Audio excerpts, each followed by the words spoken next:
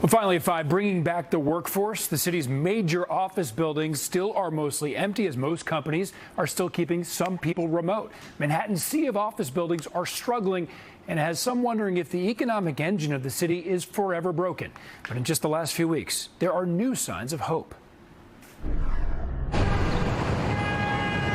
Even as New York City begins to buzz again, America's largest business districts, Midtown and Lower Manhattan, are stuck at a red light. Most of these office buildings in this neighborhood that you see are 85% vacant. Corey Abdo has been working in commercial real estate for 38 years.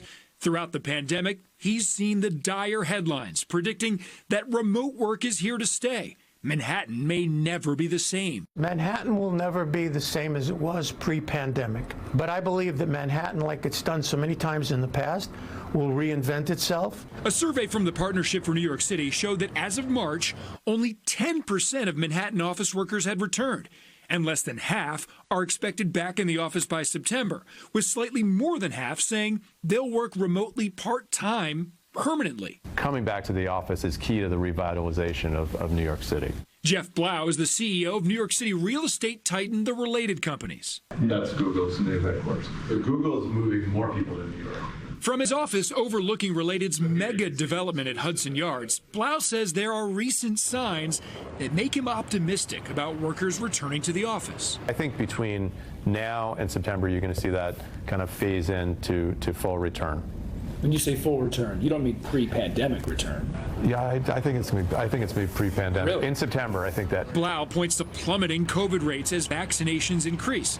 And in just the last week, influential investment banks and tech companies signaling that they plan to summon workers back to the office. Then all the major law firms that support those businesses and the firms that support the law firms, it'll be a rippling effect. While rents are down and new leases, especially in older buildings, still aren't being signed, Abdo and Blau both point to a recent increase in office space showings and a growing demand for luxury buildings like the just completed One Vanderbilt, now 80% leased. The companies that are making those leasing decisions believe that everyone's going to come back. But plenty of companies have already given up office space in Manhattan. We've been in New York for 30 years, so it's a big transition for us. Erin Bloom works for the staffing company Aquint. They're bailing on this office in Flatiron, where I zoomed with her while she worked from home. One thing is we're saving a lot of money with overhead expenses. If we're not paying for real estate anymore, we're able to reinvest that money in other things, into our business, into our people, and it gives people flexibility. Even the biggest proponents of office culture admit most companies will offer flexibility and some sort of work from home policy. But another glimmer of hope for the epicenter of the tri-state's economy comes from commuters.